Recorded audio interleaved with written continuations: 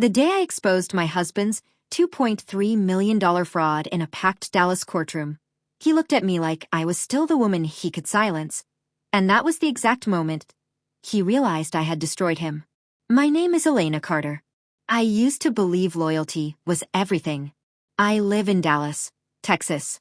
For 12 years, I was married to a man everyone admired, my husband, a rising real estate investor.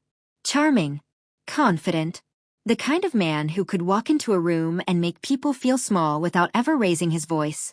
He wasn't loud. He was calculated. We had a beautiful house in a quiet suburb outside Dallas. White porch, 2-car garage, neatly trimmed lawn. The kind of house that made neighbors assume your life was flawless. Inside, it felt like walking on eggshells. He handled every financial decision, every property, every contract. He said he was protecting me from stress. I didn't notice that protection slowly became control.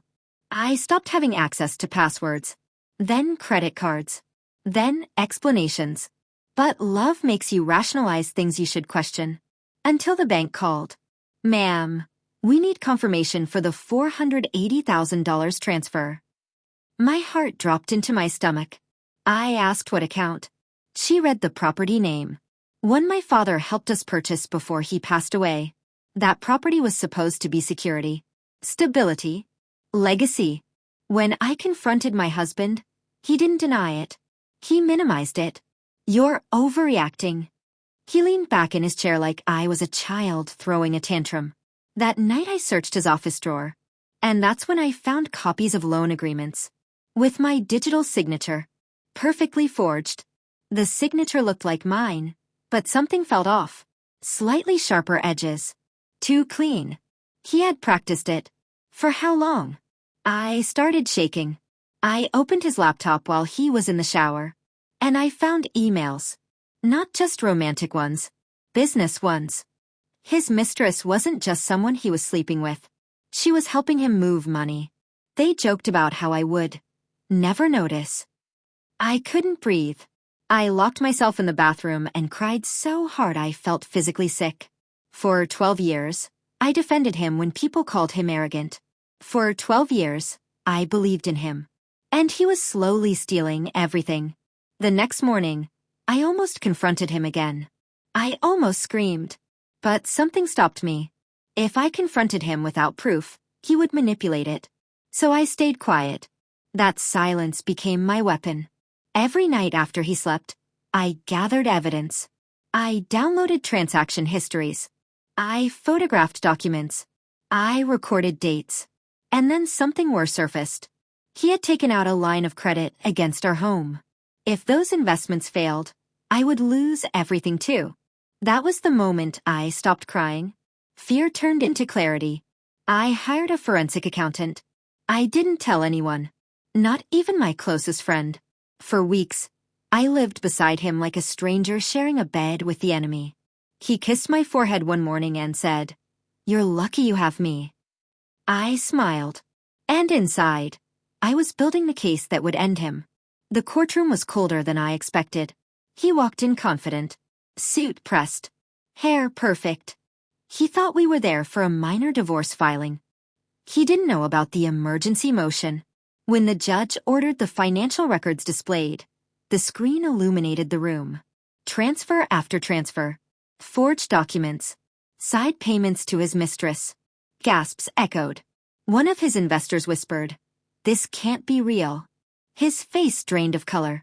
That was the thumbnail moment. Me sitting upright, calm.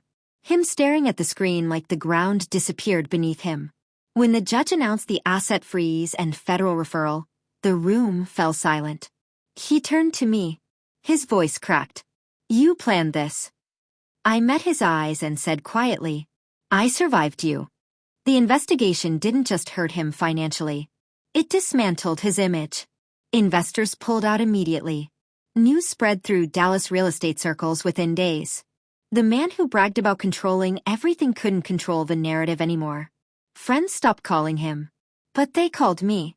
Some apologized. Some said they always sensed something was off. His mistress deleted her social media and vanished. He tried to intimidate me at first. Emails. Threats about dragging out the divorce. But legally, he was cornered. The forensic audit uncovered additional hidden accounts. Shell companies. More forged signatures. The judge granted me primary ownership of multiple properties due to financial misconduct. I remember the day I walked into one of those rental homes alone. Sunlight streamed through the empty living room. Dust particles floated in the air. It wasn't glamorous, but it was mine. I sat on the floor and cried again. Not from pain, from release. For years, I believed I wasn't capable of understanding money. He made me feel small, incompetent, replaceable. But the truth was this. He feared I would realize my strength. And once I did, it was over. Betrayal is loud. But rebuilding yourself is quiet. I took business courses, met with financial advisors, learned everything he said I couldn't understand. And here's the final truth no one talks about. The greatest revenge isn't destroying someone. It's thriving without them. He lost millions. He lost credibility. He lost the illusion of power. But I gained something priceless. Peace. And that peace is something he will never be able to steal again.